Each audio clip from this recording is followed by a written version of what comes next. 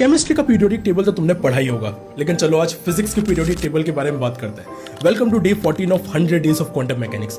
Physics के periodic table को बोला जाता है standard model of particle physics.